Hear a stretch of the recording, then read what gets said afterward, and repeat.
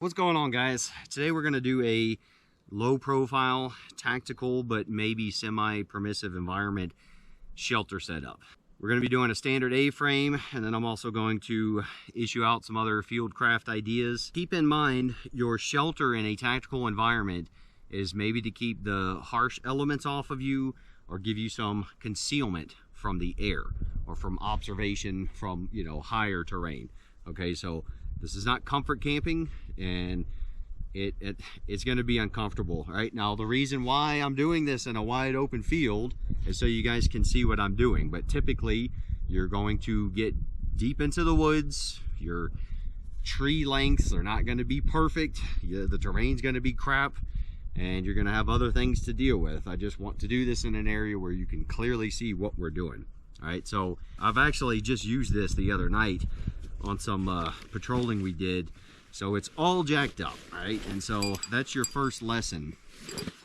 Never pack your bag stuffed when you go out, because when you have to pack up stuff quickly or maybe quietly, you don't have time to roll everything up perfectly. If it's pouring, raining, or snow, you're not going to get everything rolled up perfectly. So you always need extra space in your patrol bag to just shove stuff down in there. That's why I love this Crossfire CF1, right? So when everything's rolled up perfectly, we've got this nice and compressed, and then whenever we have to add extra crap or throw our shelter in there in a hurry, now we've got plenty of expansion to get it in there, right? We're going to talk about the bungee cords. Knots are cool. You should know some basic knots, some knottery, but knots don't really help us in a tactical environment because you have to do extra work, and it takes extra time to take the stuff down. You may not be able to find your knot in pitch black dark. Bungee cords, you can just feel it, find that hook, and pull it off. Another benefit to bungee cords, besides being twice as fast, is the adaptability, right? So I always carry minimum 3. We've got some 3-footers, and we got a 2-footer. And so you're never going to have that perfect, tree distance for your poncho, right? So bungee cords are what we used, and if you're stressed about them breaking, inspect your cords every now and then, right? We always take care of our equipment. I've never had a bungee cord bust and come flying at me, not once. You'll notice I have my hammock kind of stuck up in here, and we're going to get to that. This is going to be if we have a more permissive environment and we can try to get the gnats and mosquitoes off of us. Like the other night, I had to put this up because nobody who was in the OP was paying attention because they were too busy getting eaten alive, right? So I did put up a separate video on dealing with bugs and pests without chemicals in the field. That all helps, but still, when you're just getting eaten alive in the field, if it comes down to you can't even pull security and do your job, you might have to figure something out, right? So that's what that's for. We'll get to that. So first, let's just start with the shelter. All right, so again, we're not going to be in the wide open. I also have to make a separate tree here. We got about a 20-foot freaking tree distance here. Your first step is you want to get a width between 2 trees or whatever you're using, at least slightly larger than your poncho. If you have no choice and the trees are closer together than your poncho length, which should be 7 feet, then you're just going to have to work with it, all right? That means if it's raining or snowing, you're going to have to knock stuff off of your tarp or your poncho because it's going to be sagging, right? But ideally, we want at least a width longer than our long length of the poncho. So I've used some cordage over there to simulate a tree that's closer together. And we're going to throw up our bungee cords. So we'll use our rattlesnake one. And you'll notice, I've talked about this before, all my stakes are tied off with a big loop onto my poncho grommets. I do this with all of my tarps, and that's easy. They had a little baby loop on here, so I made my own, and the stake does go down into the grommet, but this loop is long enough to get on there. We do that because we are going to use the grommets because it's low to the ground, but we do that because if you have to pack up in a hurry, you just undo your bungee cords and just rip it out of the ground, get it in a ball, try to keep your stakes from making a whole bunch of noise, and then just shove it in your ruck. trying to pack up a tarp or a poncho in pitch black in a hurry, you're probably going to lose some stakes, right? And that's not terrible, but I don't like losing stakes. So another thing you'll notice is I don't really use my poncho as a rain type jacket anymore, right? So I almost always have my hood tied off so that I don't have to do it when I use it as a shelter. Another reason, if we had to do a different type of setup, we could just tie onto this, like maybe on the ball here, string this up to a tree, and now we've got the poncho off of our bodies, right? So that's another consideration there. So we'll just go ahead and string up to our trees. So I like to have the hood side out. That tells me that's the outside. There is kind of an inside outside, and you can also tell by the stitching. All right, so we're gonna grab our center line of our poncho and we're gonna find our tree. This is our simulated tree over here, and we want about knee height, no more than knee height, and I'll show you why. So I've got one hook coming down into it, the next hook is going to go up. So now both hooks oppose each other.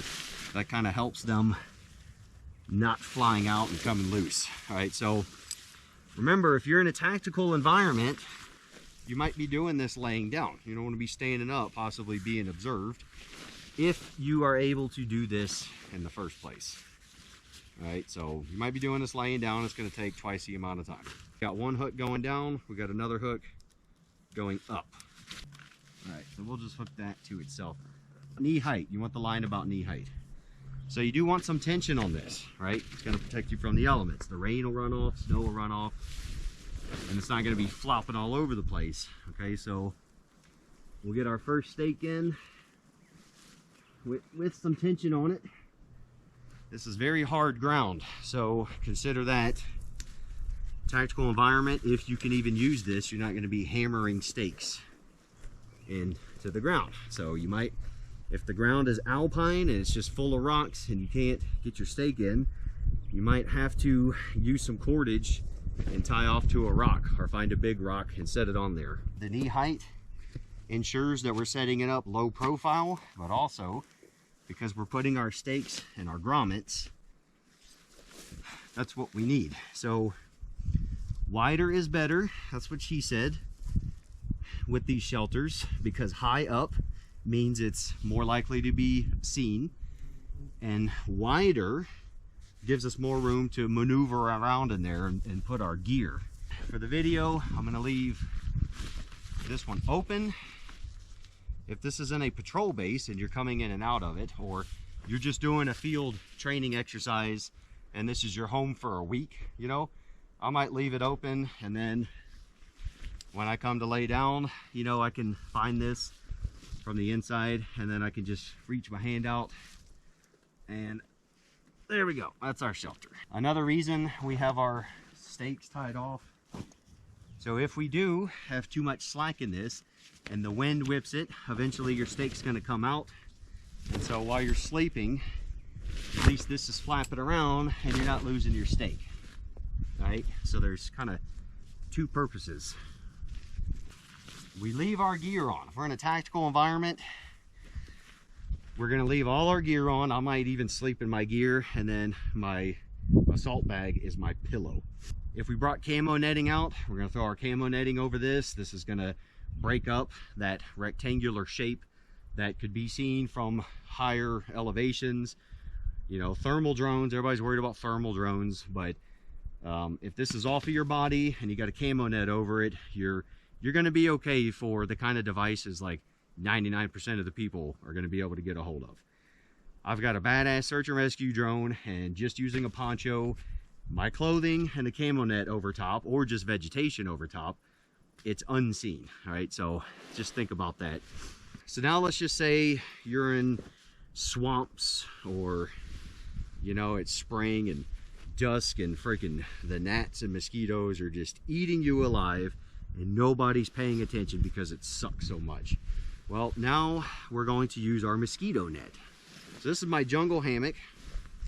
So they do have, you know, the military issues big old bulky heavy mosquito nets that you can easily drape under this. but you've got to tuck all that netting under you. I never like that because you're going to be getting in and out to pee, pull guard, do other things. You're going to be shifting in your sleep. Now you've got a wide open space. So I always like to have some kind of floor. There are good ones, but they're big and bulky, kind of heavy. Some of them are too tall. So I find that I don't even know what the brand is, a cheap old jungle hammock. This is freaking outstanding. It's going to help us be low to the ground. The floor is super light. It's like parachute material. So the floor, it's not going to protect you from rain. It's not going to insulate you. But at least it's connected to the net. So it's serving its purpose, right? Remember, this is super comfort. This is typically your bed. And if you're in if you don't even know what your environment's like, you're not even going to be doing this. You might just throw this over you and that's all you get, right? So we have to add some comfort. That's what we're doing. There are loops, right? So you got those 3 sections of stitching. Each one has 2 loops, okay? So when you're setting this up in a hammock setting, people typically rig those up like that. I never use those. When I have my hammock Ridgeline, which is this, I just put it on that back one. This is the side I climb into in my hammock, and I'm totally fine with that. Once we stretch it out and lay in it, it gets off of us. Okay, so I use the same method for this kind of setup. However, I want to show you guys something. So this is one option. This is my hammock Ridgeline setup. So you can stake this down if it's bugging you, but I've never had to on the ground. So I've got these kind of easy beaners. This one's already tied, but these easy beaners, it's got a clip on it. So I'll just clip that right there on my bungee. And then the other side is why the easy beaner is very useful, because instead of having to tie a knot in pitch black and untie one in pitch black, I just, we got this, whatever this bank line is, 36 maybe, you just pull it tight and adjust it and your freaking beaner stays where it's at, right? So we're just gonna hook this onto our line, pull it up, get it nice and tight. When it's windy and stuff, I'll either wrap this around or I have tied 1 knot on there. We'll spread that out. Like I said, if you got extra stakes or rocks or whatever, you could stake these out. I've never needed to, because again, my assault bag is going to be my pillow. So I'm gonna put that in there. My gear, web gear, I typically keep on even when I'm sleeping. But once we climb in there, this is gonna push back to the back. We wanna get under our shelter. And we wanna keep our weapon with us. Anything I might need to grab at night, I'm gonna put on the inside of that, so I don't have to keep opening this. So my weapon will be laying here, keeping that stretched out for me. So there you go. Again, it's not luxurious, all right? This is a semi-permissive environment where we get away with this. So you may, once you climb in there, you may have to pull this off of you a little bit, but as long as the netting is off of whatever exposed skin, you're good to go. And that's how we do that. That is the first way to do that. Another method, if you do like loops and knots, you could simply cut your cordage and you can tie a big old loop onto this one, and then pretty much you want this to be as tight as you can get it. So then you can just hook it into that bungee cord, and it's probably going to be sitting about right here. So you're going to need a loop that long, and then on the other side you would do the same thing, probably be about right there, and you would just need to make a loop from here to there. And that works too. You're not going to have to keep adjusting that, because that distance where you want that to be tight is never going to change. So you can just leave those loops in place, and it might even be faster. I'm just not doing that because this is a dual purpose item for me. So when I am hammock camping, I do use that Ridgeline, so I like to keep it with it. Okay, so I'll just show you how quickly we break this down. I'll get it set up again. First thing we do when we come out of this is, if we didn't have our gear on, we put our gear on. We always need to be ready to fight. So I make sure I got my gear and my weapon ready. I make sure it's my turn to break stuff down. Other guys are pulling security. I'll go ahead and get my bag set up. So I got that giant open pocket, and then we just go ahead and break it down. I just grab the bungee cords, maintain those. I'll start to get the hammock. We're gonna roll this up in a haphazard method. We've got these stakes. I've got control of it. This is why we use tough stuff, so we don't stab holes in our gear. All right. Undo this bungee cord, which we are simulating was wrapped around a tree.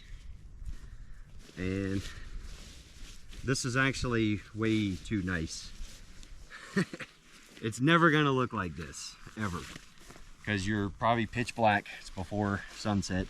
But since I have an exposed bungee cord, I'm gonna go ahead and wrap this one around it. I always think I got a rattlesnake next to me when I pick this one up. And then I'll just find a spot to hook it to. There we go, right there on my hammock beaner. So then we don't care how pretty that is.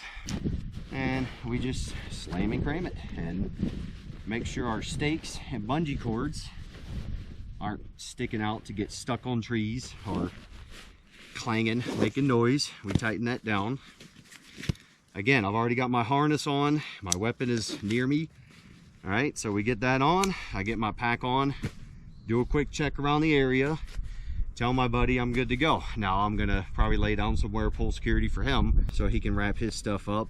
And then we just go down the line doing that. So one last tip on fieldcraft, that's why we don't say things like our poncho is a dual purpose item. Because let's say it's pouring raining, all right? And I've packed up my poncho, now I've got to lay down. Let's say I was the first guy to pack my stuff up. Now I'm laying in the pouring rain, I've just packed my poncho up, and I'm waiting on these guys to freaking go. Sure, I could throw my poncho on and that could be my rain gear, but that's why I like to have an actual rain jacket with me, a light rain jacket. So now I can have my shelter put away and I'm laying there or kneeling, getting pissed on, and I don't have to pull my poncho out again. Another reason I don't call my poncho dual purpose, what if we're in a patrol base, I get my shelter set up, and then it's my turn to go out into the OP. Well, somebody's gonna leave their poncho in the OP for us to rotate through, and I'm gonna leave my poncho in the patrol base, possibly. Well, now my dual purpose item has become one purpose item, stuck in the patrol base. If I didn't bring a rain jacket, now I'm just getting wet until I get out to that poncho in the OP. So just things to think about, but hope this cleared some things up. And again, guys, remember the context, the situation here. So you're gonna be lucky if you get to set up a nice A-frame and actually get some sleep out of the elements. Your overhead part is mostly for concealment. It has a tactical purpose. It's not to be nice and cozy. And then that whole mosquito net thing, that's you know, if you're in a permissive environment, yep, totally cool, man. Semi-permissive, it's gonna dictate. If the bugs are that bad, nobody's paying attention, you might have to set something like that up, and that's a pretty easy and quick method. So I hope you enjoyed this one, guys. I'll see you in the next one.